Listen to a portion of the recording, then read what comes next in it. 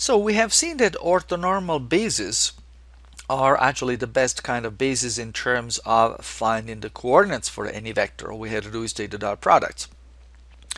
So it would be nice, given any situation and given any subspace, to be able to come up with an orthonormal basis. But how are we going to do that? Well, what we're going to do is a very simple construction which reminds us very much of what we do when we clean our room. We're basically going to straighten things up. Okay, so in the past we've seen by using linear systems how to construct, say, a basis for the row space, the column space, the null space, the eigenspace, and so on and so on. So that by itself gives us a basis. Now, given a basis, how can we straighten it up and make it into an orthonormal basis? Well, it's a fairly simple process. Okay, so we start from a basis, any basis, as long as it is a basis. We're going to construct an orthonormal basis by straightening each new vector one by one. Okay, what do I mean by that?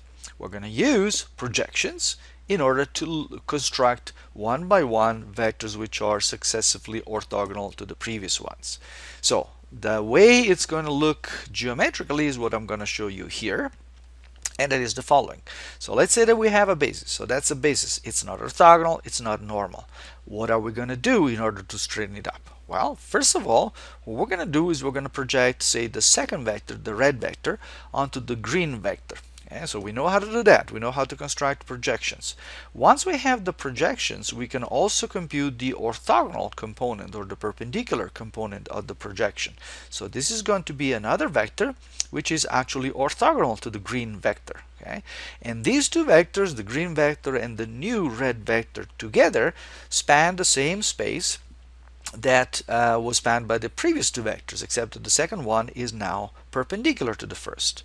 Now we're going to do the same thing with the third vector, the blue vector. What we're going to do is we're going to look at the projection of the blue vector onto the plane consisting of the first two vectors, and then we're going to take the orthogonal complement of that, the orthogonal component of that, and that is going to give us a third vector which is going to be orthogonal to the first two. Now notice again that the blue vector may not look very much orthogonal to the other two because you're looking at a two-dimensional picture of something which should be three-dimensional. So just think of the green vector as something that goes slightly below the x-axis, the red vector as something that goes a little bit below the y-axis, and the blue vector actually sticking out of the plane. Okay, so the idea, once again, let me recap. Let's show it again. So I leave the first vector, the green vector, as it is.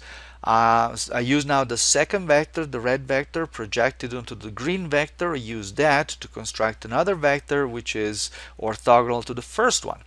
And then I do the same trick in order to figure out how to straighten up the third vector.